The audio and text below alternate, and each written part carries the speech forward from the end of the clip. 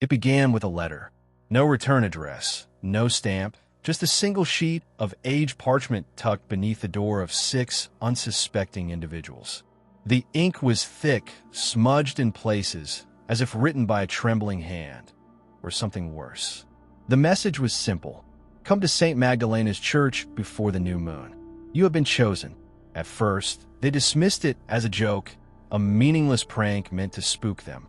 After all, St. Magdalena's had been abandoned for decades. A hushed legend whispered of how the congregation had vanished overnight, their hymns echoing through the stone corridors long after the last body had been buried. No one in town dared to approach the decayed ruins, its Gothic spires clawing at the sky like the fingers of a buried corpse. And yet, something compelled them. Maybe it was curiosity, the magnetic pull of the forbidden. Maybe it was the way the letters arrived in places they should not have, inside locked apartments, beneath pillows, clutched in the hands of those who had never slept.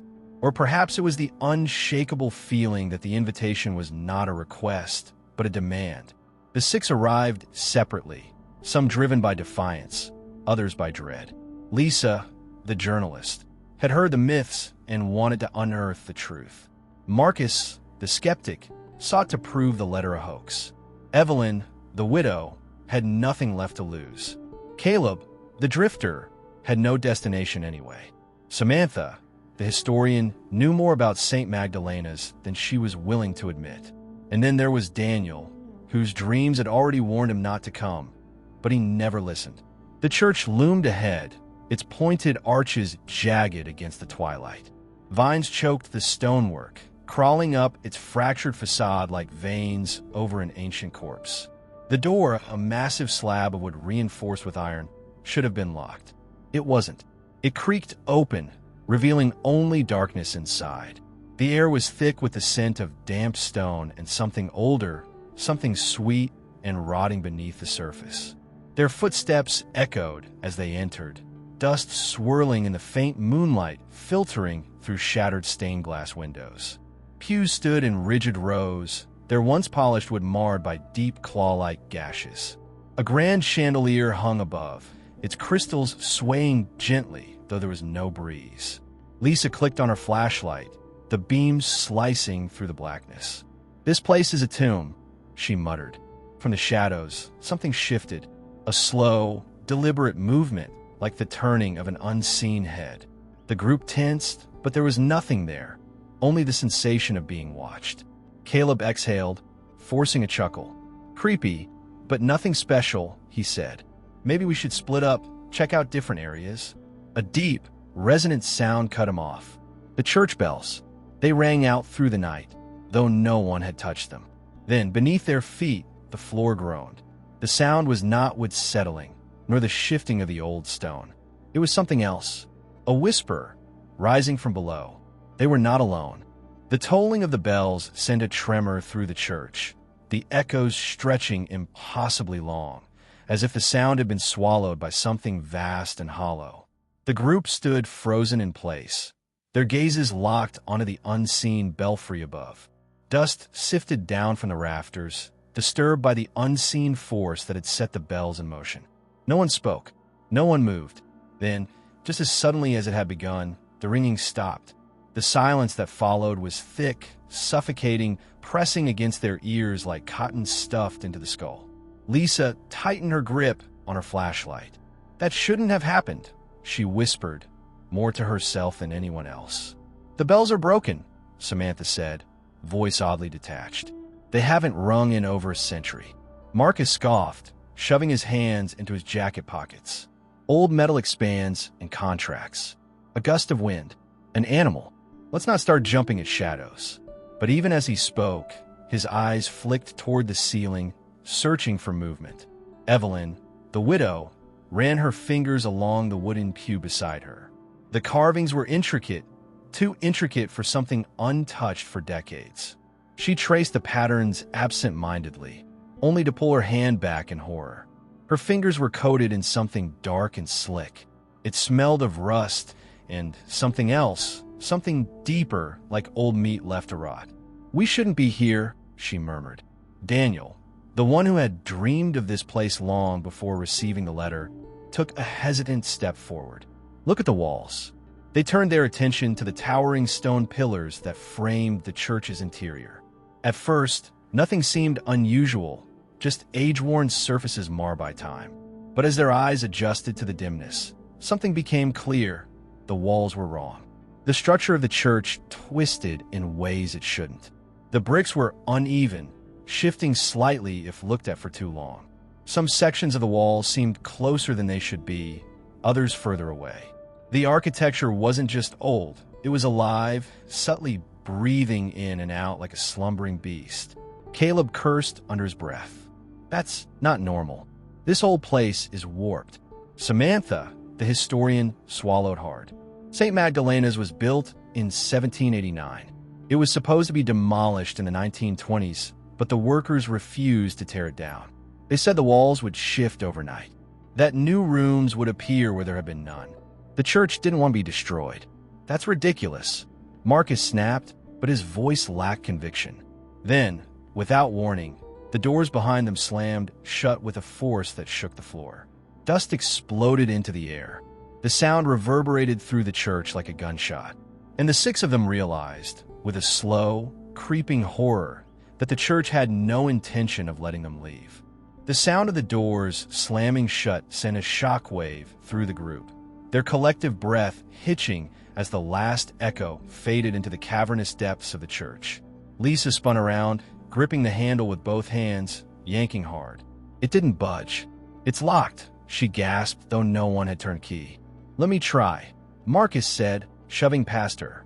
He pressed his shoulder against the door and threw his weight into it. Nothing, not even a creak. He banged his fist against the wood, frustration masking the unease creeping up his spine. "Okay, this is some kind of trick. Someone's messing with us." "Who?" Caleb asked, his voice lower than before. "There's no one here but us." A pause. Then Evelyn, still staring at her bloodied fingers, whispered, "We're not alone." The words unsettled them, but no one responded. The silence inside the church had taken on a new weight, thicker, oppressive, as if the very air around them had become aware of their presence. The dust in the beams drifted unnaturally slow, caught in an invisible current that didn't belong. Then a sound, faint at first, barely noticeable like a trick of the mind. A whisper, then another, multiple voices overlapping, sliding through the air between the pews. It was impossible to pinpoint their origin, as if they drifted from every corner of the church at once. Samantha clutched her arms. "Do you hear that?" The group exchanged wary glances, nodding. The voices were indistinct, fragmented murmurs slipping in and out of understanding. Some words were clear: kneel, confess, stay, while others dissolved into guttural sounds too distorted to be human. Lisa turned her flashlight toward the pews. The wooden benches stretched in long rows, dark and abandoned. But as she moved the light, something flickered in the corner of her vision. A shape, a figure. She gasped and swung the beam back. "Nothing." "Lisa," Daniel asked, stepping closer. "I saw something," she breathed. "Right there." She pointed between the pews. Someone was sitting there. Caleb ran a hand through his hair, exhaling sharply. No, there's no one else here. We just need to keep our heads. This place is messing with us." But then, as if in direct response, a sudden, sharp creak split the silence. One of the pews shifted just slightly, but enough for all of them to see. And then something else. From the darkness between the rows of seats, a breath. Deep, wet, right next to them. The whispers stopped, and for the first time, the group understood they were being watched. The silence that followed was more terrifying than the whispers had been. It wasn't an ordinary stillness. It was the kind that pressed against their eardrums, making them hyper-aware of every breath, every movement. The dust that had been swirling in the air now seemed frozen mid-motion, as though time itself had stalled inside the church. Lisa's grip on her flashlight tightened as she stepped back toward the group. "Tell me you all heard that," she whispered, her voice barely carrying over the heavy air. "We heard it," Daniel confirmed, his eyes scanning the pews. "Something's here. Evelyn shuddered and wiped her blood-streaked fingers against the fabric of her coat. "I told you," she said, her voice distant. "We're not alone." Samantha turned her flashlight toward the altar, half expecting to see some grotesque figure standing there, grinning at them from the pulpit. But the altar was empty. The only thing that stood there was the massive crucifix, warped by time, the carved figure of Christ stretching unnaturally, his face contorted in something that wasn't quite suffering but wasn't peace either. And then, the pews began to move. It started with the smallest shift, like old wood settling. But then the benches began creaking in unison, as though an entire unseen congregation were shifting in their seats. The sound built gradually, an eerie symphony of groaning timber and shifting weight. Caleb took a step back, shaking his head. No, this is wrong." The sound escalated. The pews creaked and moaned, the noise amplifying until it felt like the whole church was breathing. The air grew thick with an impossible presence. The pews weren't just moving, they were filling. Lisa aimed her flashlight toward the seats, and that's when she saw them, silhouettes. Dark, featureless figures sitting upright in the pews, row after row, their heads tilted toward the group. They did not move. They did not blink. Lisa stumbled backward, nearly dropping her light. "Oh my God," she gasped. Daniel turned his flashlight toward them, but the moment the beam touched the figures, they vanished. The pews were empty once more. A sharp exhale broke the silence. Marcus, struggling to steady his breathing. "We're hallucinating," he muttered, as if saying it aloud would make it true. Then the voice came. Not a whisper this time, but a deep, resonant murmur that seemed to echo from the very walls. "You were called." The words weren't spoken so much as felt, vibrating through their bones, wrapping around their lungs. The temperature plummeted, their breath now visible in the dim light. Daniel turned in a slow, trembling motion toward the altar. His expression shifted, first confusion, then terror. "Look," he choked out. The massive crucifix that had loomed over them only moments ago was no longer empty. Something was hanging there now, and it was staring directly at them. A collective paralysis gripped the group as they stared at the crucifix. The carved figure of Christ had vanished. In its place hung something grotesque, a body twisted and bound, suspended upside down. Its arms dangled limply, long, bony fingers curled inward like withered roots. The skin was stretched tight over its frame, gray and sickly, as if it had been drained of all life. Its face, however, was the worst part. It was grinning, not the serene expression of a holy martyr, but something unnatural, wide, too wide, as if its mouth had been torn open to expose every jagged tooth. The grin stretched from cheek to cheek, frozen in some mockery of ecstasy. The eyes, deep sunken pits, were locked onto them, unblinking. Lisa's breath came in sharp, shallow gasps. What is that?" she whispered, stepping back so fast she nearly tripped over a pew. Caleb grabbed her arm to steady her, but his hands were shaking too. "That wasn't there before," he muttered. "It wasn't there before." Then, the sound of ropes tightening. The thing on the crucifix twitched. A single, jerky motion, like a marionette controlled by invisible strings. Its limbs convulsed, shifting in unnatural ways, cracking at the joints. Samantha let out a strangled scream as one of its hands moved. Slowly, deliberately, it lifted a single, bony finger and pointed directly at them. Marcus turned to the others, his face pale as death. "We need to go. Now. We're locked in." Evelyn snapped, gripping her temples, her breath ragged. "The doors won't open." Daniel turned wildly, scanning the church for another way out. "There has to be something," he said, his voice bordering on hysteria. A window, a side door. A deep, wet breath filled the church. It didn't come from any of them. It came from above. Slowly, as though the thing were savoring every second, its head tilted to the side, bones popping, the sickening grin never faltering. Then, with an awful slithering motion, it began to descend. Not climbing, not jumping. It slithered down the crucifix like a spider, limbs twisting, moving in ways a human body never should. Lisa turned and ran. She didn't know where she was going, just that she had to move, had to put distance between herself and that thing. The others followed, sprinting toward the far end of the church, where a set of rotting wooden doors led to the back rooms.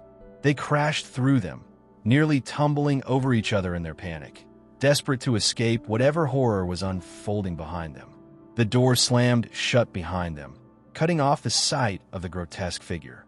For a moment, they just stood there, gasping for breath, their bodies trembling.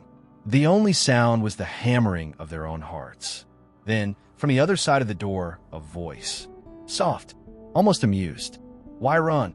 The corridor was suffocatingly narrow, lined with stone walls that seemed to close in with each breath they took. The wooden door behind them remained eerily silent, but the weight of what lay beyond it pressed against them like an invisible force. Daniel pressed his ear to the door, listening for any sound from the creature they had left behind.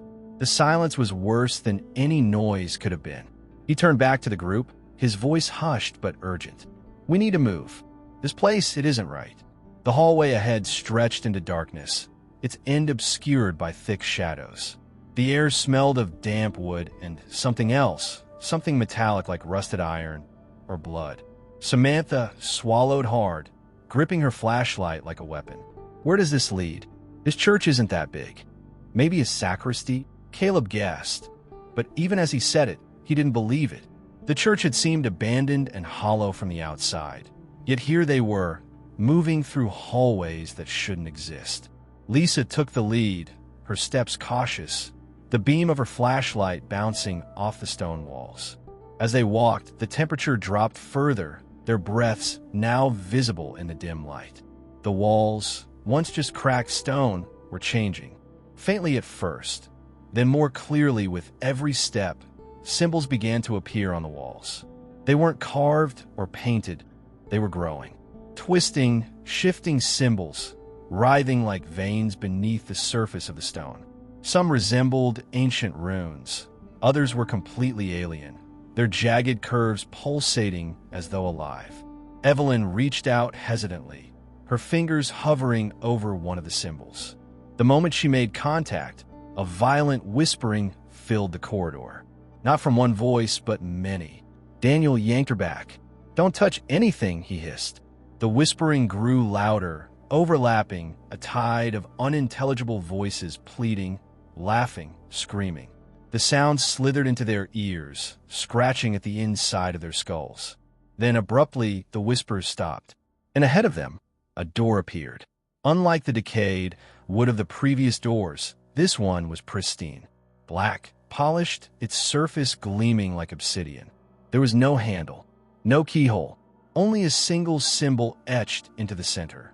The same twisted, writhing shapes that covered the walls. Lisa hesitated. Do we open it? Marcus exhaled sharply, trying to steady his nerves. Do we have a choice? Before anyone could answer, the door opened on its own. Beyond it was a room that none of them should have ever seen. It was the interior of the church, but not as it had been. The pews were filled, this time with people. Dozens, maybe hundreds, sitting perfectly still, dressed in outdated clothing, their heads bowed in silent devotion. At the altar, the inverted figure still hung, grinning. But this time it wasn't alone. A figure in black robes stood beneath it, arms raised in silent praise. Slowly, impossibly, the robed figure turned its head toward them, though the body remained completely still. There was no face beneath the hood, only a gaping void, deeper than darkness itself. And then, the congregation turned, every head, in perfect unison, twisting toward the group, every mouth stretching into a smile. The group froze in place, their breath caught in their throats as hundreds of smiling faces stared back at them. There was something deeply wrong with those expressions, too wide, too unnatural, too knowing. The lips of each person curled up as though pulled by invisible hooks, exposing rows of discolored teeth. Some smiles stretched so far that the skin cracked, leaking something black and viscous down their chins. Lisa was the first to break the silence, whispering under her breath, "This isn't real. It can't be real." Then why do they look like they're waiting for us? Marcus muttered, his grip tightening around the useless flashlight in his hand. The robed figure at the altar remained unmoving, its faceless void locked onto them, like a predator sizing up its prey. Then, in perfect synchrony, the congregation stood. The wooden pews groaned under their weight, the sound stretching into an unnatural echo, as if the church itself were breathing with them. Not a single body moved out of sync. Evelyn stumbled backward, her shaking hands gripping Caleb's sleeve. "We need to go," she whimpered, her voice barely audible over the sudden pounding of her own heartbeat. But the door behind them was gone. Not shut, not hidden, simply gone. The smooth, black stone of the walls stretched endlessly, erasing any sign of an exit. They were trapped inside this impossible version of the church, surrounded by things that only looked human. Then the robed figure spoke. The voice did not come from its void of a face.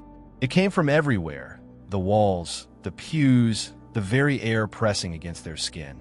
A chorus of voices, layered over each other, speaking in perfect unison. "Do you know why you were called here?" Daniel swallowed hard, his mouth dry. "We weren't called here," he managed to choke out. You came. That is enough." The congregation took a step forward. Every movement was synchronized, their feet hitting the ground in unison, the sound hollow and unnatural, like bones tapping against wood. Their smiles did not waver. Lisa grabbed Samantha's arm. "If there's no way out, we have to break through something, a window, a wall, anything. But what if this isn't real?" Samantha shot back, her voice frantic. "What if none of this is?" A loud snap cut her off. One of the congregation members, an old woman, her frail hands clasped in front of her, had just twisted her own neck. Not in pain, not in shock. Deliberately. Her head now hung sideways at an impossible angle, but her smile remained. And then, one by one, the others followed. A sickening symphony of snapping bones filled the church as each person broke themselves, contorted their bodies, twisted their limbs, yet never stopped smiling. The robed figure raised its arms higher. To break the flesh is to prepare the soul. Then, the congregation rushed forward. Their movements were sudden, erratic, and unnatural, as if pulled by invisible strings. Hands clawed at the air, smiles never faltering. The sound of bare feet pounding against the wooden floor sent a fresh wave of terror through the group. Marcus grabbed a candle stand from beside the pews and swung it at the nearest figure, expecting resistance, but his weapon passed straight through it. The old woman he had aimed at merely shimmered, her form flickering like a dying light bulb. "They're not real," he shouted. "They're..." Then something cold wrapped around his wrist. Not a hallucination, not an illusion. Something in this place was real, and it was holding on tight. Marcus barely had time to register what was happening before a second hand clamped down on his arm. Thin, bony fingers digging into his flesh with an unnatural strength. His breath hitched as he turned to face what was holding him. It was not one of the congregation members. Emerging from a space between the pews, where darkness pooled unnaturally thick, something else had latched onto him. Its arms were impossibly long, stretching from a void like a marionette with no strings. Its fingers were wet, but not with sweat. A thick, black fluid oozed from its fingertips, seeping into Marcus's skin like ink-staining paper. He tried to scream, but the air in his lungs refused to move. The others saw it at once, the shadow crawling out from the wooden floor, pulling itself toward Marcus like a creature that had never learned how to walk properly. Its limbs twisted unnaturally, its body barely more than a mass of writhing darkness, and yet its grip was solid. Too solid. Lisa lunged forward, swinging her flashlight directly at the creature's head, but as soon as the beam hit it, the thing evaporated, vanishing in an instant like smoke caught in the wind. Marcus gasped, stumbling backward, cradling his arm where the hand had touched him. But the black stain remained. It wasn't a wound, wasn't a bruise, it was something worse. The ink-like substance seemed to pulse beneath his skin, crawling, expanding, spreading through his veins like a living parasite. "Marcus, what is that?" Evelyn's voice cracked with panic. "I don't know," he stammered, his breath ragged. His skin burned, but not with pain, with something far more insidious, like his body no longer fully belonged to him. The congregation hadn't stopped moving. Though some had already snapped their own necks, though others had broken their limbs, they still advanced. Their hollow eyes remained locked onto the group, their smiles unwavering. And in the pulpit, the faceless figure stood like an executioner, waiting. "We have to get out of here." Daniel's voice was sharp, desperate. "There has to be another way." But the walls remained smooth, the windows, if they were even still there, were cloaked in black. The door they had entered through no longer existed. Samantha's breathing was quick and uneven. What if there is no way out? Lisa refused to believe that. She gritted her teeth, scanning the church for anything, any flaw, any weakness, any doorway they hadn't seen. And then, her eyes landed on the pulpit. A stairway, half hidden behind the altar. She grabbed Marcus, who was still dazed, still gripping his infected arm. "There's a stairway." But the moment she pointed, the robed figure moved. For the first time, it stepped down from the altar. Its movements were slow, deliberate, as though it had been waiting for them to notice the exit. "You wish to leave." The voice filled the church, vibrating through the wooden beams, through the walls, through their skulls. "You were never meant to leave." Then, with an impossible speed, the entire congregation lunged. They did not walk. They did not run. They surged forward, their bodies bending and snapping as they moved, closing the distance in the blink of an eye. Lisa barely had time to think. She grabbed Marcus's arm and ran. The others followed, Evelyn, Daniel, Samantha, Caleb, all of them bolting toward the pulpit, toward the stairway, toward whatever was waiting below. And as they reached the first step, the congregation let out their first sound. Not a scream, not a moan, a laugh. Hundreds of voices, all at once, laughing. And then the lights went out. The darkness was absolute. Not just the absence of light, but something deeper, a suffocating void that swallowed sound and sensation, stretching time into something slow and sickly. The laughter still echoed, but now it was everywhere, reverberating from within their skulls rather than from the church above. Lisa gripped Marcus's wrist, her fingers digging into his flesh as she pulled him down the unseen stairway. The others followed, blind and breathless, their only guide the uneven stone steps beneath their feet. The air was wrong. It smelled of damp rot, of burnt wax, of something older than decay itself. "Keep moving," Daniel rasped, barely more than a whisper. "Don't stop. Whatever you do, don't stop." Evelyn's breath was shaky behind them. "We don't even know where we're going." "Anywhere but up," Samantha muttered, pressing a hand against the wall to steady herself. The stone was warm, not like a sun-heated rock, but like flesh. Then, from above, the sound changed. The laughter didn't fade. It twisted. It became voices. They're almost here. They should not have come, but now they are ours. The voices were wrong. They didn't sound whispered, but too close, too personal, as if they were being spoken inside their own heads. Marcus stumbled, his infected arm throbbing with something alive. The ink beneath his skin had spread, creeping up his veins like roots searching for a new home.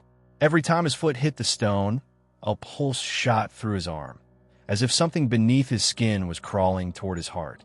"We have to hurry," he hissed, his voice more desperate than commanding. "I don't know what this thing is doing to me, but His words died in his throat, because ahead of them, at the bottom of the stairs, was light. A dim, pale glow, flickering like candlelight through a thin fog. It shouldn't have been there. It shouldn't exist beneath an abandoned church, but it did. Lisa reached the last step first, her breath coming out in sharp, uneven bursts. The space before them was a cavern, but not a natural one. The walls were still stone, carved too perfectly, too intentionally, as if someone had hollowed the earth with meticulous care. And in the center, standing amidst a sea of white candles, was a door. Not wooden, not metal. A door made entirely of bone. It was impossibly tall, stretching up to the cavern's ceiling, with intricate carvings lining its surface, symbols that shifted when they looked at them, twisting like living things. The candles surrounding it flickered, but there was no wind, no movement, nothing to disturb them. And the worst part, the laughter from above stopped, a silence more terrifying than any sound pressed against them. Evelyn swallowed hard. "What is this place?" Samantha shook her head. "We were never meant to find it." Then, without warning, Marcus fell to his knees. His infected arm convulsed, the blackness beneath his skin seething, writhing like it had finally found what it was looking for. And in front of them, the bone door began to open. The bone door creaked open, a sound that resonated through the cavern like the groan of ancient wood. Yet it was not wood. It was as if the very essence of the church had been distilled into this singular artifact, binding together the horrors that lay beyond. Lisa felt a cold draft wash over her as the door opened, sending shivers down her spine. The air was heavy with a tangible dread, mingling with the smell of wax and decay. Inside, the space beyond the door was dimly lit, revealing shadows that danced like wraiths across the walls. It was a room unlike any they had ever seen, filled with twisted altars, each one adorned with grotesque relics that seemed to pulse with energy as though alive. Marcus remained on his knees, his arm trembling violently as the black fluid beneath his skin writhed in response to the dark energy emanating from the room. "Marcus!" Lisa shouted, rushing to his side.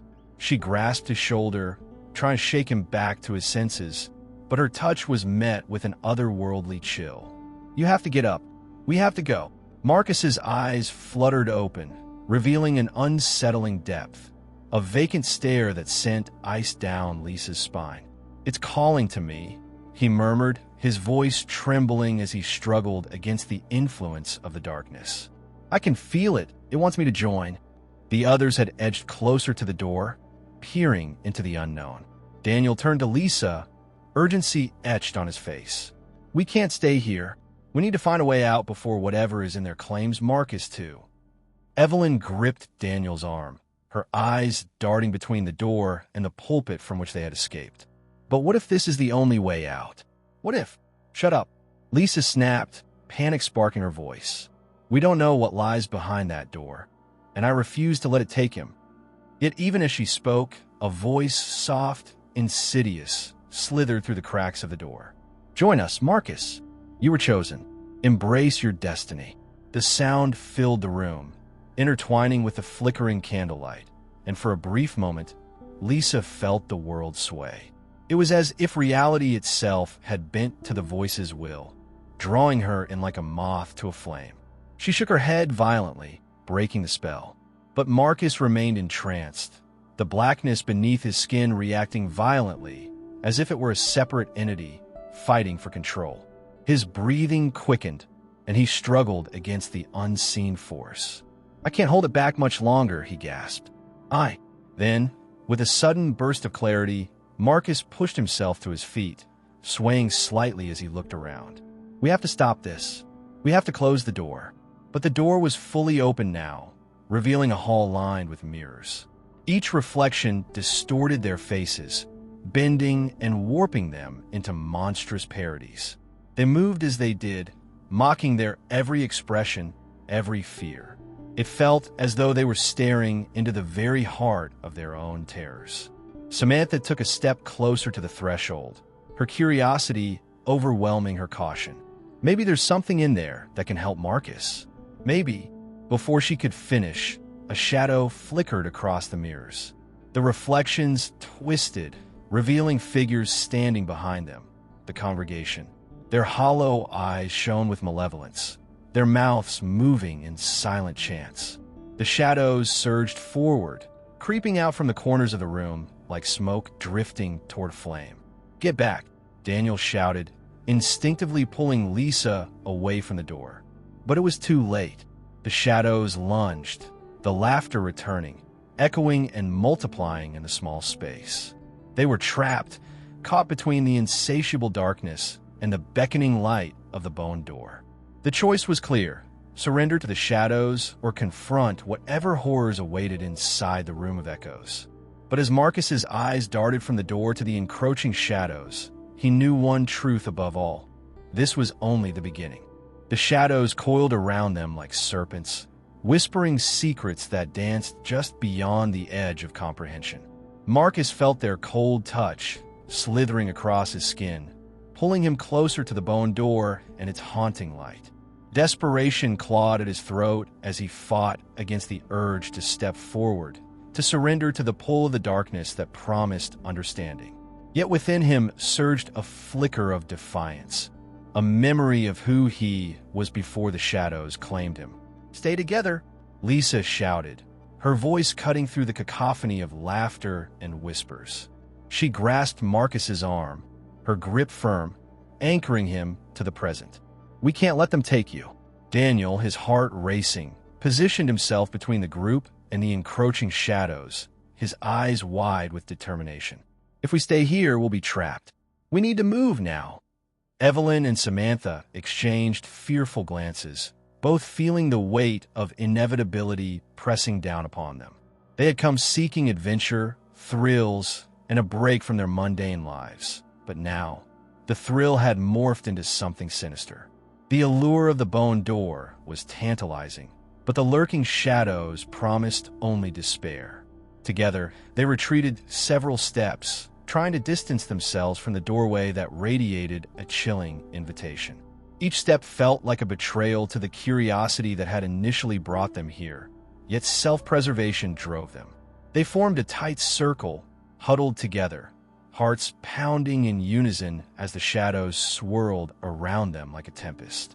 Suddenly, the laughter shifted again, becoming sharp and discordant, transforming into a chorus of mockery. "Run, little children, run!" The taunting voices pierced the air, echoing through the cavern, bouncing off the walls in a dissonant symphony. "Why do they keep saying that?" Samantha whispered, her eyes wide with fear. "What do they want from us?" "We don't know," Marcus said, his voice shaky. He felt the weight of the shadows clawing at his mind, urging him to give in to the promise of power that the darkness offered. "But we can't let it take control." In that moment, he remembered the stories his grandmother told him, of people who fell into darkness only to rise again stronger than before. The echoes of ancient heroes reverberated through his mind. He could feel their courage merging with his own, filling him with resolve. "We need to fight back," he declared, his voice growing stronger. "We need to confront whatever is in there." As he stepped forward, the shadows hissed, recoiling as if stung. The laughter faltered for just a moment, replaced by a low growl that rumbled through the ground. Lisa took his hand, feeling the warmth of his resolve seeping into her own veins. "Together," she said firmly, her eyes meeting his with fierce determination. The group moved toward the door, their united front emboldening each of them. With every step, the shadows surged and swirled, but they stood firm, fueled by an unyielding courage that ignited a flame within them.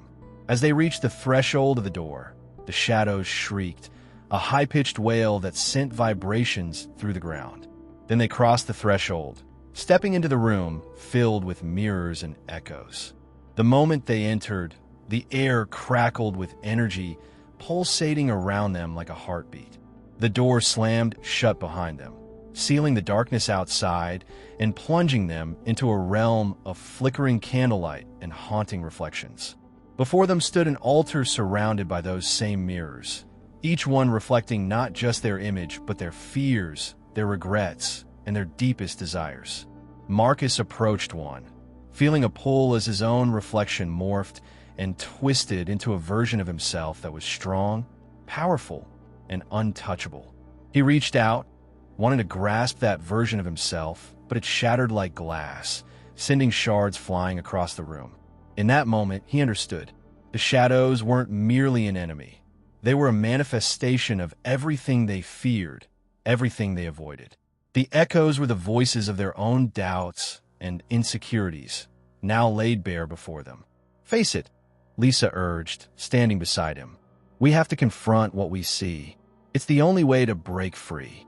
And so, one by one, they turned to face their reflections, knowing that the battle was just beginning. As Marcus stared into the shattered fragments of his reflection, He felt an overwhelming sense of dread wash over him. The shards glittered with a deceptive beauty, each one displaying a distorted version of himself, a version burdened by failures, insecurities, and unfulfilled dreams. The reflections seemed to whisper to him, taunting him with visions of what could have been if only he had chosen differently. Yet beneath the veil of despair, a flicker of resilience sparked within him. "I won't let you win," Marcus declared, stepping closer to the largest shard that remained intact. The sharp edges of the broken glass caught the flickering candlelight, casting fragmented shadows across the room. In that moment, he realized that confronting the darkness meant embracing the light within himself. Lisa, standing beside him, focused on her own reflection. The mirror depicted her as a ghostly figure, drifting through life without purpose, a mere shadow of her true self. She could feel the weight of expectations pressing down on her, stifling her ambitions. The reflection smiled mockingly, an empty smile that echoed her fears. "Is this really who you are?" the reflection seemed to ask. "Just a spectator in your own life?" "No," Lisa said defiantly, her voice rising above the haunting echoes. "I am more than this. I won't be defined by my fears." With newfound determination, she reached out and touched the surface of the mirror. The moment her fingers met the glass, a rush of energy surged through her, and the reflection rippled like water. The others began to join her, each one confronting their own fears. Daniel found himself staring into a mirror that showed a life devoid of passion, an existence consumed by the mundane. The reflection whispered that he would always remain just another face in the crowd. His heart raced, and he felt a swell of anger rising within him. "No more," he shouted, slamming his fist against the glass. The mirror shattered, sending a shockwave of energy through the room. Samantha's reflection showed her fears of inadequacy, displaying her struggles with self-worth. She hesitated, caught between the desire to break free and the comfort of remaining hidden in the shadows. But as she watched her friends face their fears, she felt a surge of courage. "I am not invisible," she shouted, breaking the mirror with a determined swing of her arm. The shards erupted into a brilliant spray of light, illuminating the darkness that enveloped them. Evelyn, too, stepped forward, gazing into her reflection. The mirror revealed a fractured identity, pieced together by the opinions of others. She felt the anger boiling inside her, anger at herself for letting others dictate her worth. "I am not a reflection of your expectations," she proclaimed, breaking the mirror that had long held her captive. With each shattered reflection, the energy in the room intensified, resonating with the sounds of empowerment and defiance. They were no longer merely spectators in a haunting game. They were warriors reclaiming their identities. As the mirrors shattered, the echoes of their fears transformed into cheers of triumph, propelling them forward. Yet, in the midst of their victories, an unsettling presence lingered. The shadows that had once loomed threateningly began to retreat, but not without a final attempt to ensnare them. From the depths of the altar, a swirling mass of darkness coalesced, taking on a more corporeal form. A figure emerged, a dark silhouette that pulsated with an unearthly energy, a manifestation of everything they had fought against. "Fools!" the figure roared, its voice like thunder. "You think you can escape the truth? You cannot hide from what you truly are." The entity surged forward, a tempest of darkness aiming to engulf them. But as the group stood together, resolute and unyielding, they realized that they held the power to confront this manifestation of their fears. With each heartbeat, the collective strength of their newfound courage resonated, pushing back against the encroaching shadows. In that moment of unity, Marcus took a step forward, feeling the energy of his friends amplifying his own. "We are not defined by our fears," he shouted, "and we will not succumb to your darkness." With a surge of determination, they joined hands, forming a circle around the altar. Drawing on their combined strength, they faced the figure of darkness together. "We are more than our pasts," they shouted in unison. their voices echoing through the chamber. As the final words left their lips, a brilliant light erupted from their joined hands, engulfing the shadowy figure. It writhed and shrieked, but the brightness only grew stronger. With one final flash, the entity shattered into nothingness, leaving behind a room filled with luminous energy. In that moment, they understood that they had transformed. They had not only confronted their fears, but had embraced the truth of who they were. Powerful, resilient, and unbreakable. Together, they had defied the darkness, but they knew that their journey was far from over. As the echoes of their triumph faded into silence, a new challenge awaited them beyond the remnants of the mirrors, beckoning them to forge ahead into the unknown. As the brilliant light faded, the group found themselves standing in a new chamber, one that was far more expansive than the room they had just left. The walls were lined with ancient stone, their surfaces etched with intricate carvings depicting scenes of both triumph and despair.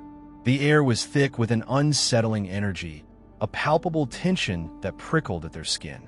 It was as if the very stones were alive, whispering secrets in a language long forgotten. Marcus took a cautious step forward, his heart pounding as he surveyed their surroundings. What is this place? He wondered aloud, feeling the weight of the atmosphere pressing down on them. The carvings seemed to shift and dance in the flickering light, creating an illusion that the walls themselves were breathing. It feels like a maze, Lisa replied, her voice echoing softly in the cavernous space. And I have a feeling we're not alone in here. As if in response to her words, a low murmur began to rise from the shadows at the edges of the chamber. The sound was indistinct at first, but it grew louder, coalescing into a chorus of whispers that sent chills down their spines. Each voice seemed to tell a story, weaving tales of sorrow, betrayal, and lost hopes. What are they saying? Daniel asked, straining to hear the words over the rising crescendo. His brow furrowed with concern as he listened. I think it's trying to lure us in, Evelyn said, glancing nervously at the walls. We need to be careful. These voices could lead us astray. Samantha frowned, her instincts screaming at her to turn back. What if we don't listen? What if we just try to find a way out? Maybe that's the key, Marcus suggested, feeling a strange mix of courage and fear surging within him.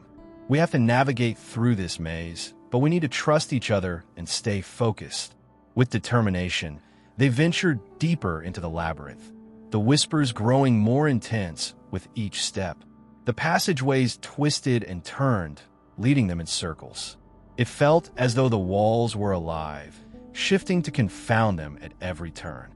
They encountered several intersections, each promising a different path, but ultimately returning them to the same spot. Just as frustration began to bubble to the surface, Lisa spotted a faint light flickering in the distance. Look, she exclaimed, pointing toward the glow. That must be the way out. Encouraged by the prospect of escape, they hurried toward the light, only to find themselves confronted by a massive door, ornately carved with symbols of light and darkness. As they approached, the whispers grew louder, coiling around them like vines, pulling at their minds. It was as if the door itself was alive, and they could feel the energy of the room shifting. What do we do? Evelyn asked, anxiety gripping her heart. We can't just stand here. We need to figure out how to open it, Marcus replied, stepping forward. Maybe we have to say something like a password. As he reached out to touch the door, the whispers became a cacophony, drowning out his thoughts. Do you hear that? He asked, eyes wide with realization. It's asking us questions. The voices formed a riddle. What binds you yet frees you? What is your truth, yet also your fear? Each member of the group exchanged bewildered glances, their minds racing to decipher the meaning behind the riddle. They could feel the weight of expectation pressing down on them, as if the door demanded an answer before it would grant passage. It's about our fears, Daniel said slowly, piecing together the puzzle. What binds us are our regrets and insecurities, but confronting them is what truly sets us free. Samantha nodded, her voice steadying. We have to acknowledge our truths to move forward. Only then can we pass through. Marcus stepped forward again, this time more resolute. We faced our fears before. We can do it again.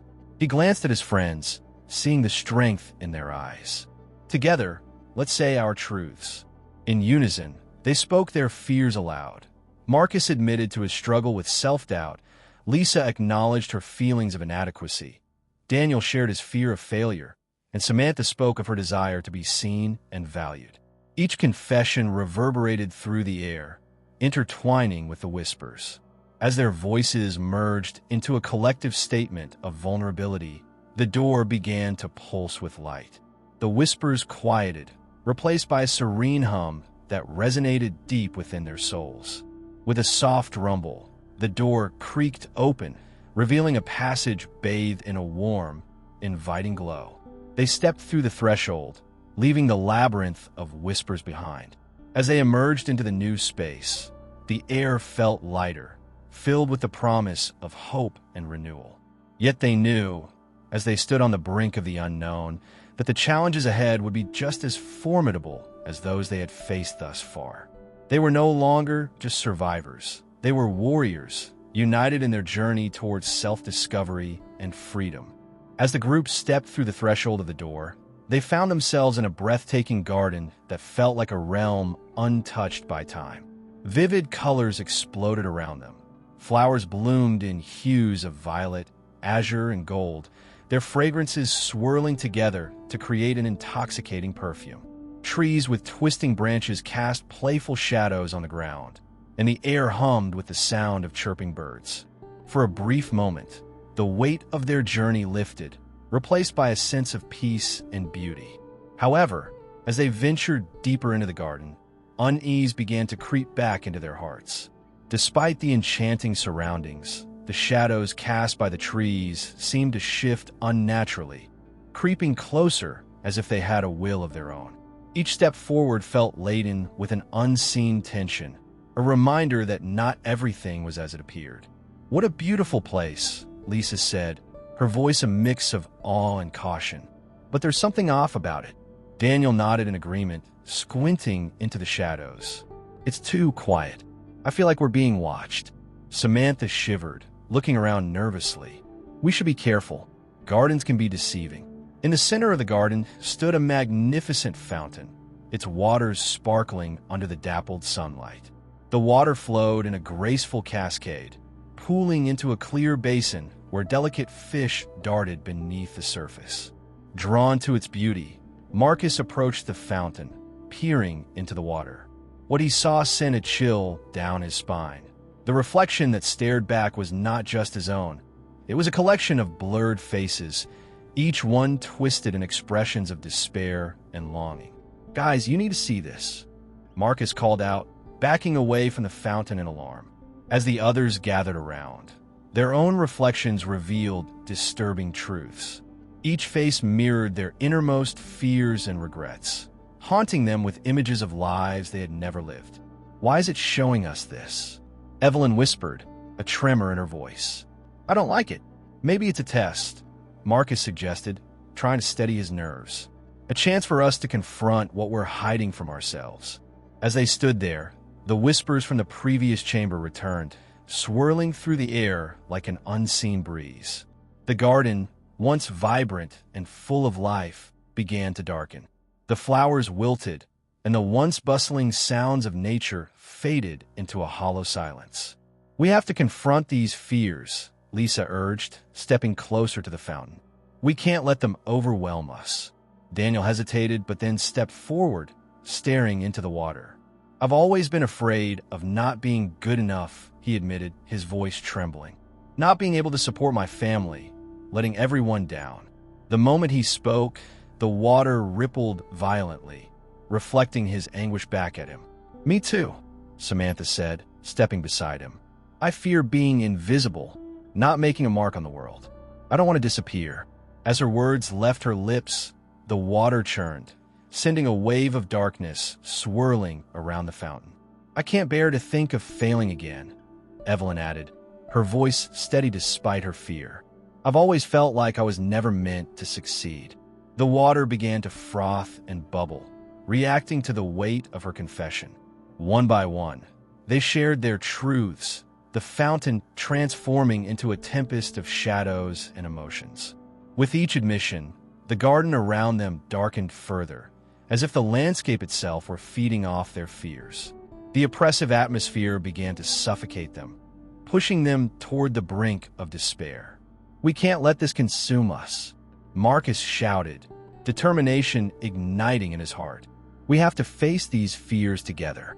As they joined hands around the fountain, a pulse of energy surged through their linked grasp. "Our fears don't define us," Marcus proclaimed, his voice resonating through the garden.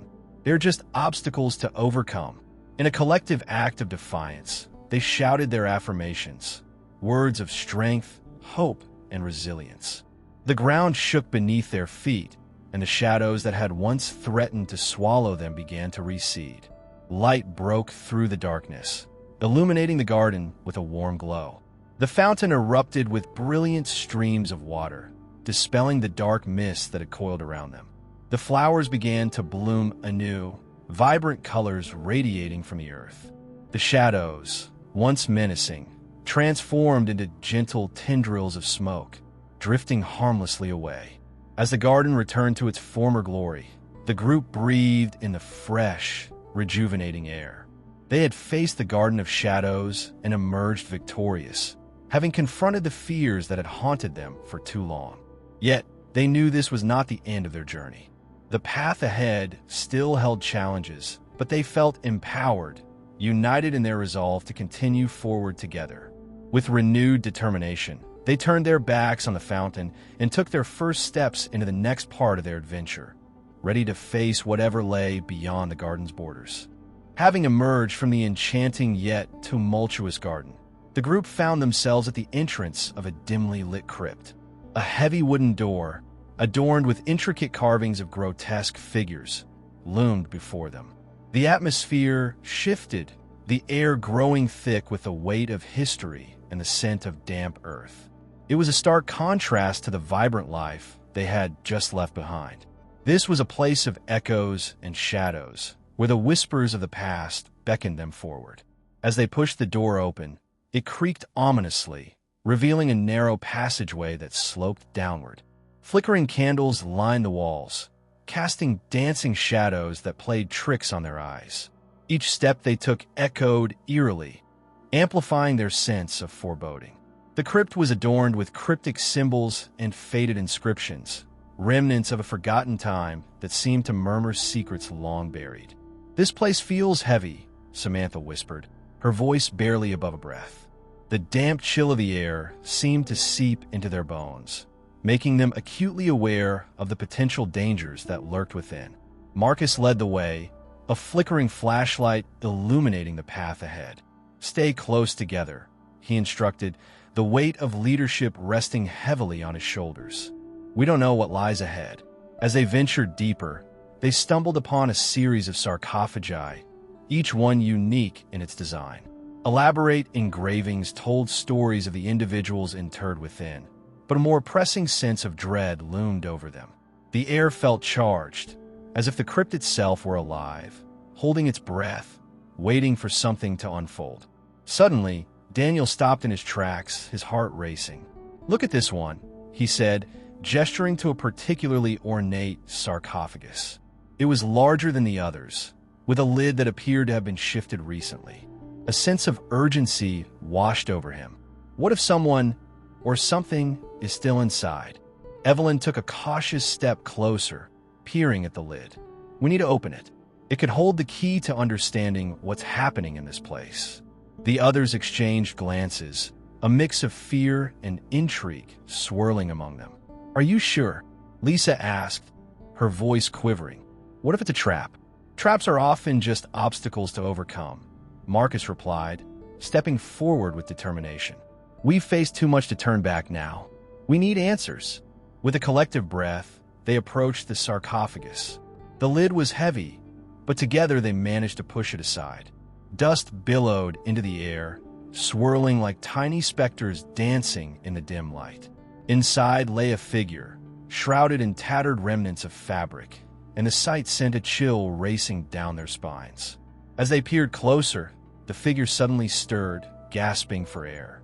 It was a woman, her eyes wide with fear, as if awakening from a long nightmare. "Help me!" she cried, her voice cracking. "I've been trapped for centuries." The group froze, caught in a web of disbelief and horror. Who was she? Why had she been locked away in this crypt? Before they could gather their thoughts, she continued, "You must listen.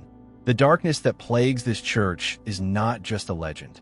It feeds on the souls of the lost, and it's awakened." "Awakened?"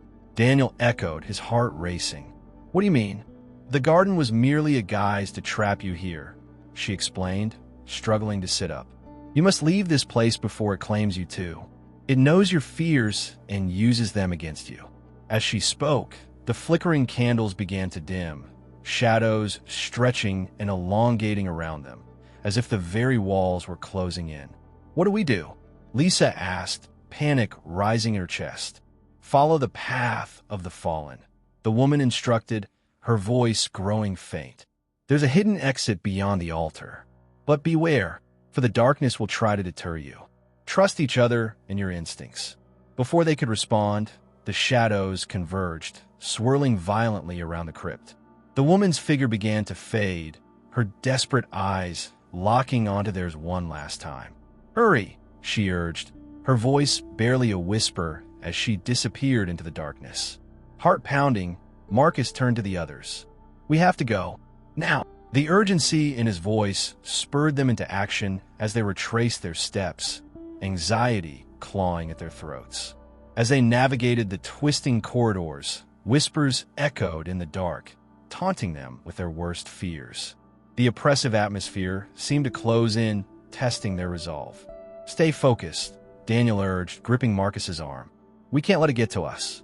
The path led them to a grand altar, its surface adorned with remnants of rituals long forgotten.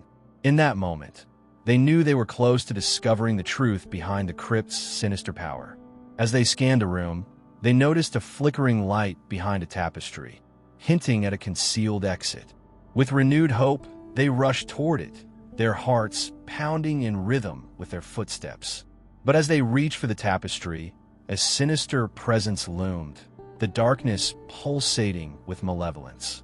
They could feel it watching, waiting for the moment to strike. They had come too far to turn back now.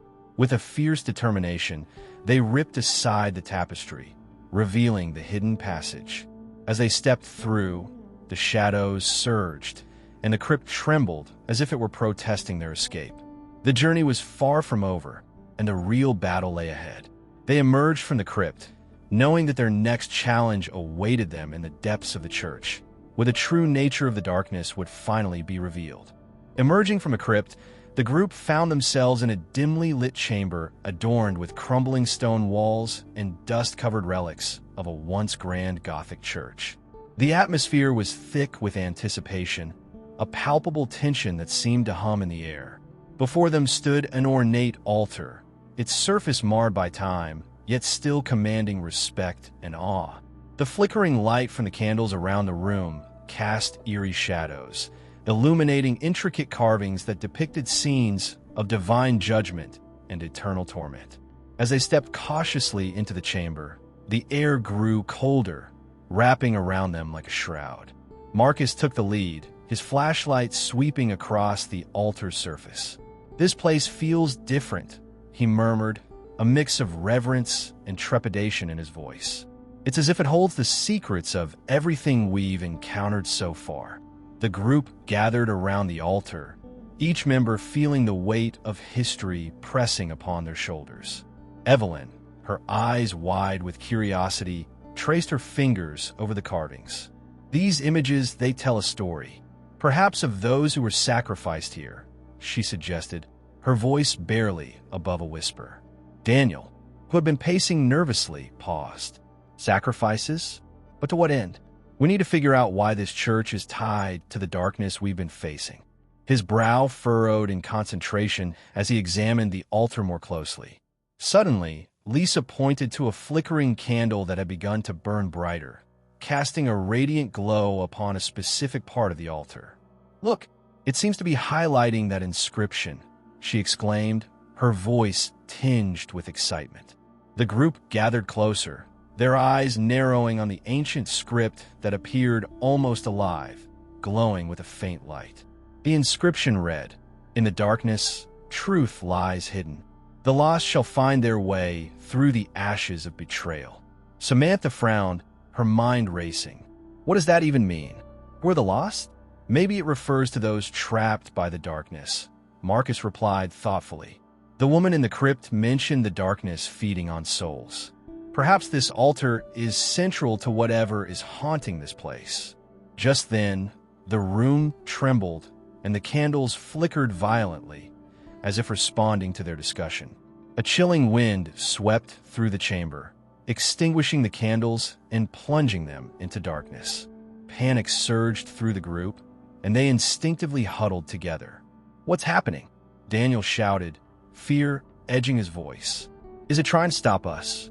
Evelyn's heart raced as she fumbled for her flashlight, its beam cutting through the thick darkness. "We need to stay calm. The inscription could hold the key to our escape." As the room seemed to pulse with energy, the group's fear morphed into determination. "Let's try to activate the altar," Marcus suggested. "Maybe there's a mechanism we can trigger." The sooner we find out what the inscription means, the better chance we have of confronting whatever darkness lies ahead. With renewed resolve, they began examining the altar for any hidden switches or compartments. As their hands brushed against the cool stone, Lisa noticed a loose tile at the base. "Over here!" she exclaimed, her voice filled with urgency. They gathered around her, heartbeats quickening as she pushed the tile aside, revealing a small compartment beneath. Inside lay an ancient tome, its cover worn and cracked with age.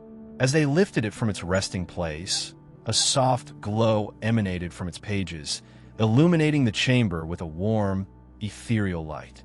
The group exchanged awed glances, their fear momentarily forgotten.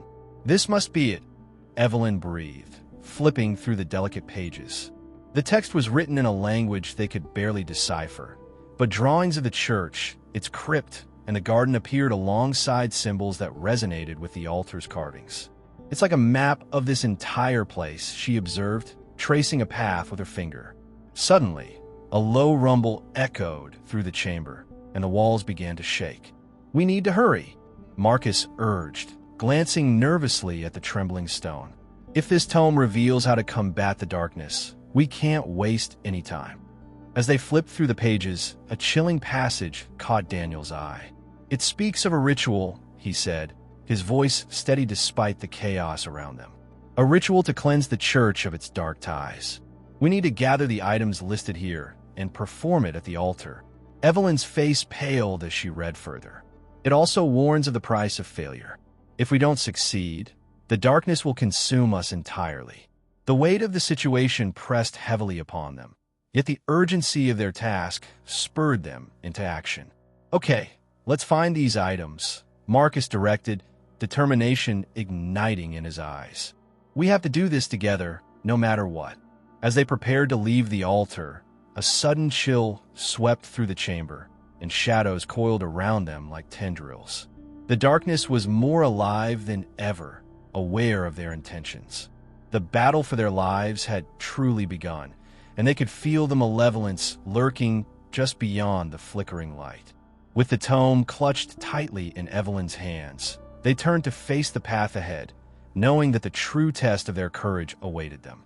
The altar had revealed a path, but whether they could navigate it and confront the darkness would depend on their strength and unity.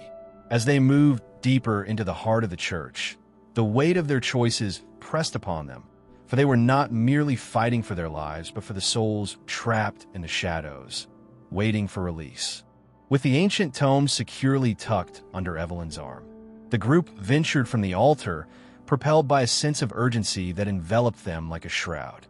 The darkness around them felt almost sentient, creeping and coiling with a hunger that seemed to sense their fear. Each echoing step resonated within the empty corridors of the church, amplifying their growing dread. It was clear that whatever malevolence resided here was aware of their every move, waiting, watching, and perhaps even plotting their demise.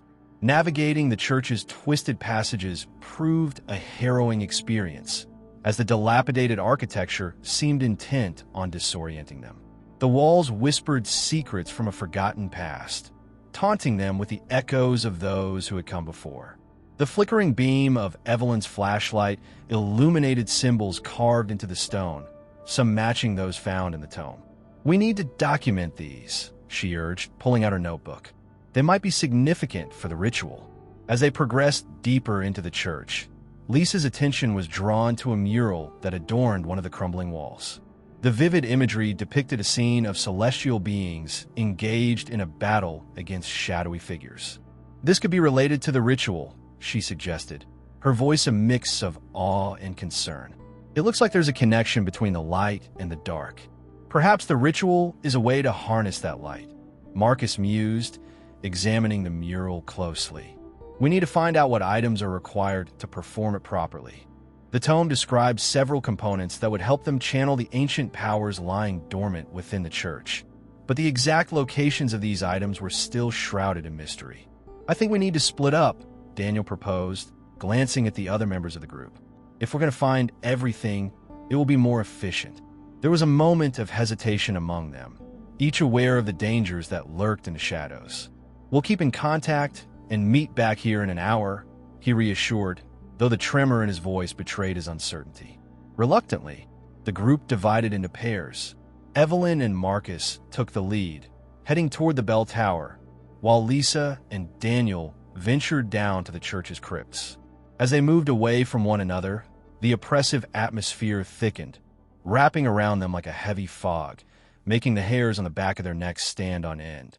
In the bell tower, Evelyn and Marcus climbed the creaking stairs, each step reverberating ominously.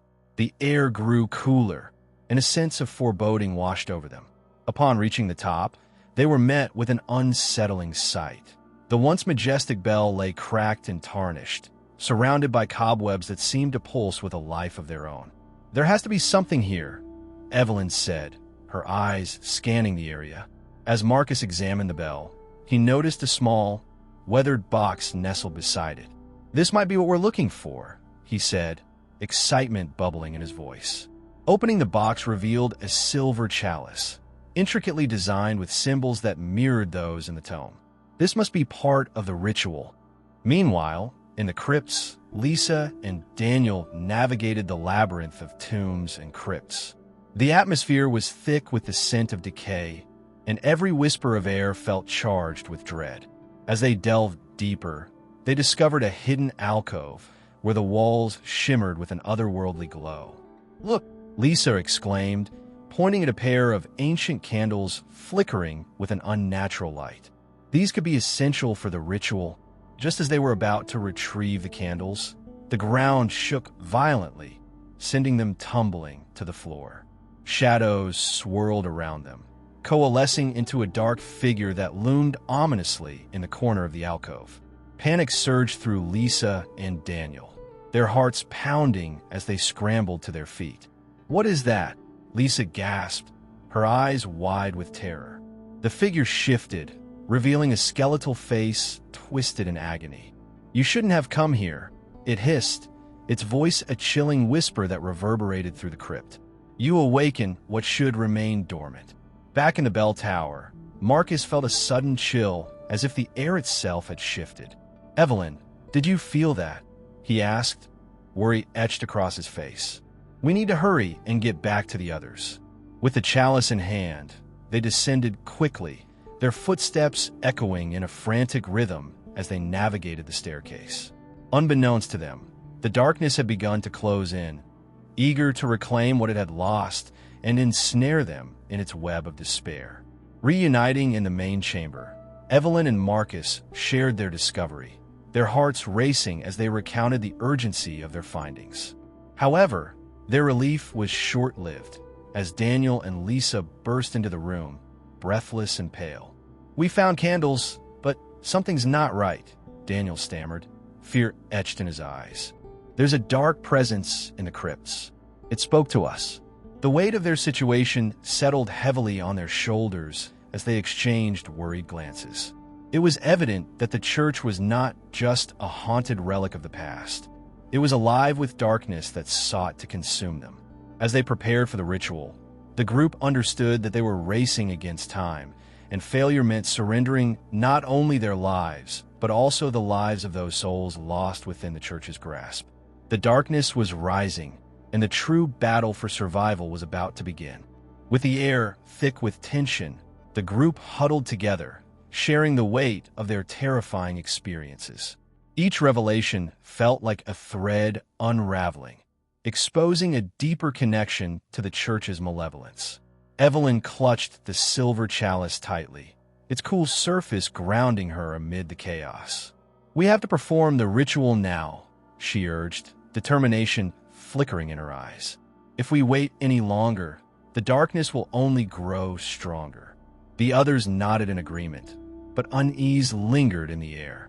They had all felt it, the presence that lurked just beyond the fringes of their vision, a sinister force eager to ensnare them in its clutches.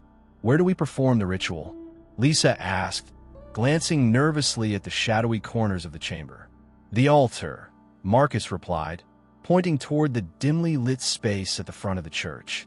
"It's where the energy is strongest, and it may help us channel the power we need to confront whatever is here." With a shared sense of purpose, the group moved toward the altar, each step echoing like a countdown to an impending confrontation. As they approached the altar, Evelyn laid the chalice down carefully, its intricate carvings glinting in the flickering light. She retrieved the ancient tome, her fingers trembling slightly as she opened it to the designated page. "We'll need to recite these incantations while lighting the candles," she explained, her voice steady despite the fear gnawing at her.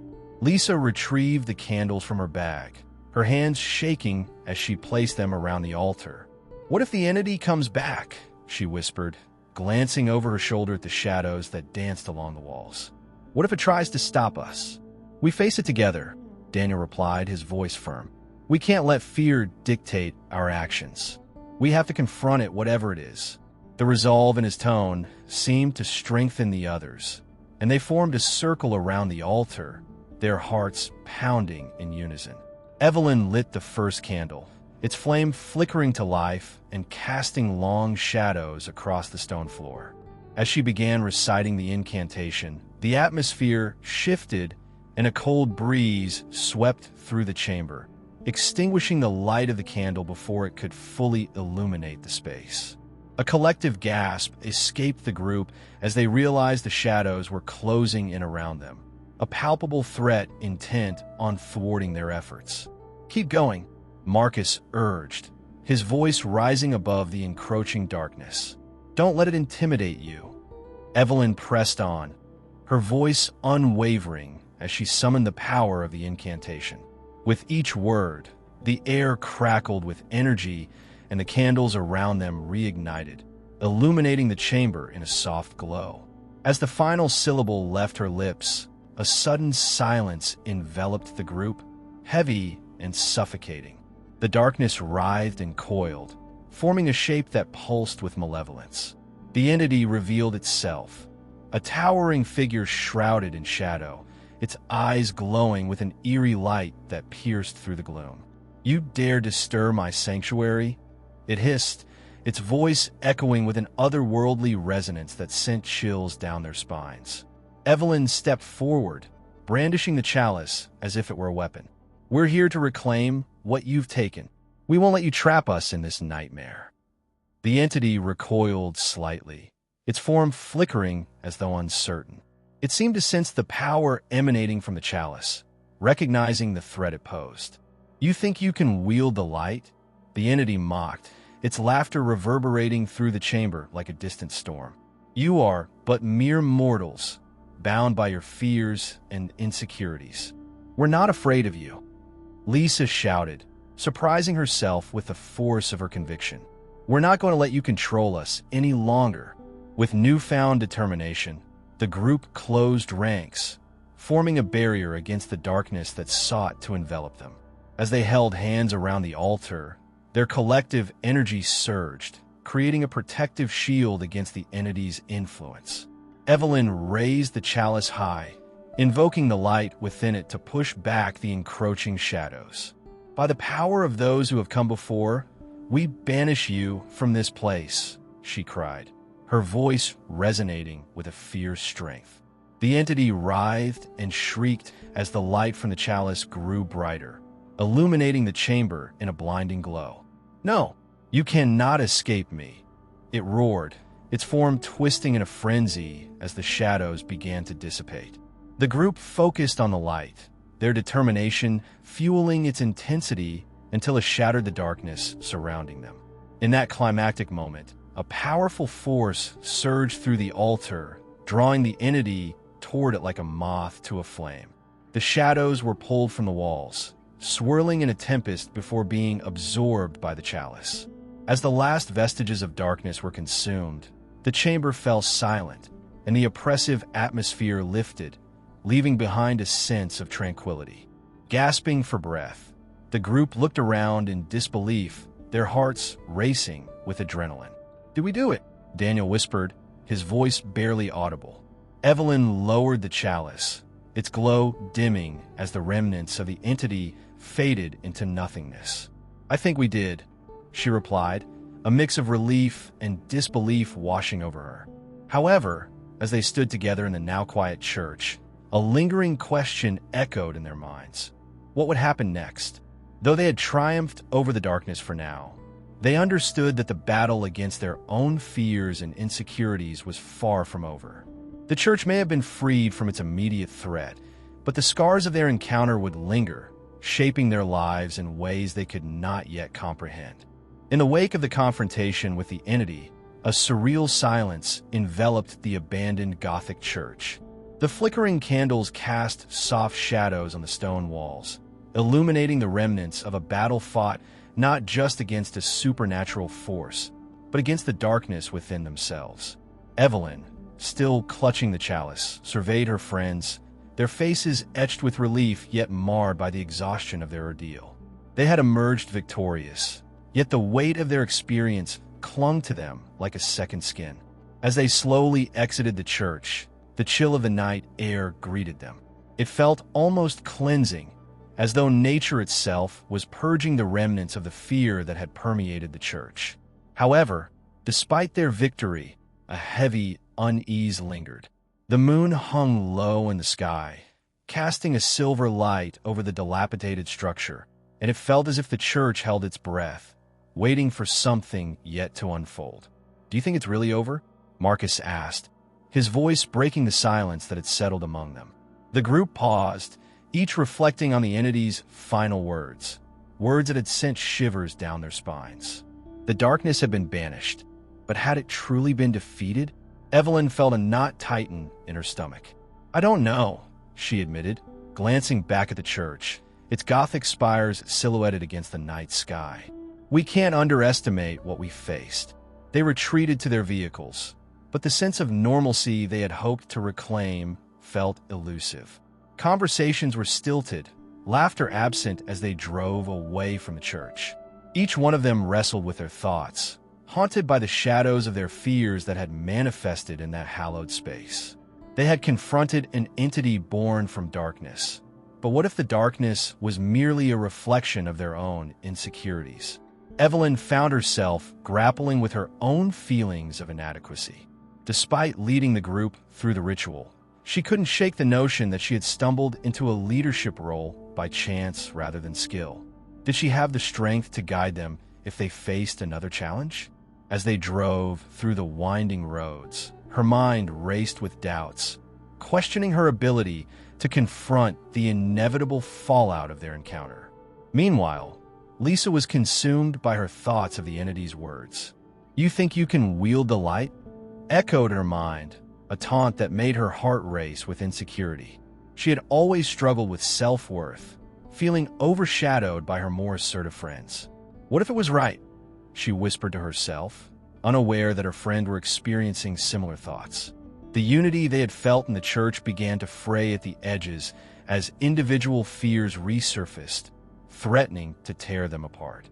As dawn broke, painting the sky in shades of gold and pink, they gathered at a diner, seeking refuge in the warmth of coffee and breakfast. The comforting clatter of dishes and murmur of conversations filled the air, a stark contrast to the silence of the church. Yet, even surrounded by the normalcy of life, a sense of disconnection hung between them. Each person felt isolated by their internal struggles, the bond they had formed now shadowed by unspoken doubts. "Do you think it will come back?" Daniel asked, breaking the silence that had settled over their table. The question hung heavy in the air, and they exchanged glances, uncertain how to respond. "We banished it," Evelyn said finally, her voice firm but betraying her uncertainty. "But darkness can be persistent. What if it's not just the church? What if it's within us?" Marcus pondered, his brow furrowed. The others nodded in agreement, recognizing that the real battle might lie not just in confronting external forces, but also in facing the shadows of their own minds. Each of them carried burdens, fears that had been illuminated during their encounter with the entity, and the path to healing felt daunting. Suddenly, a loud crash outside the diner startled them, and they all turned to see a figure staggering away from a nearby alley, clutching their head. The scene was chaotic, and the diner patrons rushed to the window, eager to witness the unfolding drama. The group instinctively moved to the door, their instincts honed by their recent experience. As they stepped outside, the figure collapsed to the ground, and it was then that they recognized him, an old man who had often frequented the diner. His face was pale and his clothes tattered, but it was his eyes that held their attention. They were filled with terror. "It's coming back! It's coming back!" he screamed, his voice breaking as he pointed toward the church. Panic surged through Evelyn and her friends, their fears manifesting once more in the physical world. Had they truly banished the darkness, or had it merely retreated, waiting for an opportune moment to strike? The group exchanged frantic glances, their earlier conversations forgotten, replaced by a shared understanding of the battle they now faced. They would have to confront the darkness again, this time not just in the church, but in the very fabric of their lives. "Let's go back," Evelyn said, her voice steady with newfound determination. They had faced the entity once before, and they could do so again. As they regrouped and prepared to return to the church, they realized that this journey was no longer solely about banishing a malevolent force. It was about confronting the shadows within themselves and reclaiming the light they had discovered. They were not just battling for their lives, they were battling for their souls. The air was heavy with anticipation as Evelyn and her friends stood before the entrance of the abandoned Gothic church once more. The moon hung low in the sky, illuminating the building's crumbling facade with an ethereal glow. They had felt a sense of foreboding since the old man's warning, and now, with every step they took toward the doors, the weight of their fears seemed to grow heavier. It was as if the church itself was a living entity, waiting patiently for their return, eager to confront them once again. Evelyn led the group, her heart pounding as she grasped the chalice tightly in her hands, a symbol of their previous victory. "We know what we're facing now," she reminded her friends, her voice steady but laced with anxiety. "This time, we have to confront not just the darkness within the church, but the darkness within us." Each friend nodded, a mix of fear and determination etched on their faces. They were no longer just individuals grappling with their inner demons. They had become a collective force, ready to stand against whatever lay ahead. As they stepped inside, the familiar chill enveloped them, the air thick with an unsettling silence. The candles, still flickering as if in response to their presence, cast long shadows that danced along the walls. Memories of their previous encounter flooded Evelyn's mind, the terror they had felt now intertwined with a newfound resolve. They were not the same people who had entered this church before. They had faced their fears and emerged stronger. Now, they needed to harness that strength to confront the entity that had tormented them. The group advanced deeper into the church, navigating the dilapidated pews and shattered stained glass. With each step, they felt the air grow heavier, charged with a palpable energy. The very essence of the church seemed to pulse around them. a reminder of the battles fought and the darkness lurking just beyond the flickering candlelight. "Stay together," Marcus urged quietly, his eyes scanning the shadows for any signs of movement. Suddenly, a cold wind swept through the church, extinguishing the candles and plunging them into darkness. Panic surged through the group, but Evelyn remained focused. "We're not alone," she whispered, her voice barely audible. The entity had returned, drawn back by their fear and their doubt. Yet, this time, they were ready to face it head-on. With a trembling hand, Evelyn lit a match and held it to the chalice, igniting a small flame that illuminated their faces. The flickering light revealed the familiar figure standing at the altar, shrouded in darkness. Its form shifted and morphed, embodying the very fears that each of them had battled within themselves. Evelyn recognized it. The darkness was not just a single entity, but a manifestation of their collective insecurities, their unresolved pain, and their hidden fears. "We've come to confront you," Evelyn declared, her voice gaining strength as she stepped forward. "You don't own us anymore. We've faced our shadows, and we will not let you control us." The entity let out a haunting laugh, its voice echoing throughout the church, reverberating off the stone walls. "You think you can wield the light?" It taunted, each word dripping with malice. But this time, Evelyn could feel the strength of her friends beside her. Lisa stepped forward, her eyes fierce and resolute. "We are not afraid of you," she shouted, her voice cutting through the darkness. One by one, each member of the group stepped forward, united in their determination to confront their fears. "We are the light," Daniel proclaimed, holding up a flashlight that pierced the darkness with a beam of clarity. As their voices rose in a chorus of defiance, the entity shrieked, its form beginning to distort and fracture. The darkness that had once felt all-consuming began to dissipate, revealing the radiant light that had always existed within each of them. The chalice in Evelyn's hand glowed brighter, reflecting the strength of their unity and the love that bound them together. In that moment, they understood that true power came not from fighting the darkness, but from embracing the light within themselves. The entity writhed and twisted, its form unraveling before their eyes. With each declaration of their strength, the church filled with a brilliant light that seemed to push back against the shadows. The fear that had gripped them for so long melted away, replaced by a sense of liberation. "You are nothing," Evelyn shouted, her voice echoing with newfound conviction. "We choose to be free." As the last remnants of the entity disintegrated into the air, a profound silence fell over the church. The flickering candles reignited, casting a warm glow that bathed the interior in light. Evelyn and her friends stood in awe, realizing that they had not only vanquished the darkness within the church, but had also reclaimed their own light.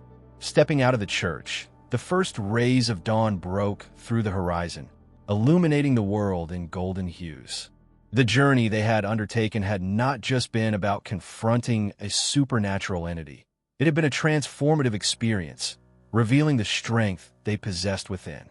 They had faced their fears, united in purpose, and emerged not just as friends, but as a family bonded by their shared struggles. As they stood outside, breathing in the fresh morning air, Evelyn smiled at her friends, gratitude swelling in her heart. "We did it," she said softly, and the group erupted in laughter, the sound echoing in the stillness. They were free, not just from the darkness of the church, but from the shackles of their own insecurities.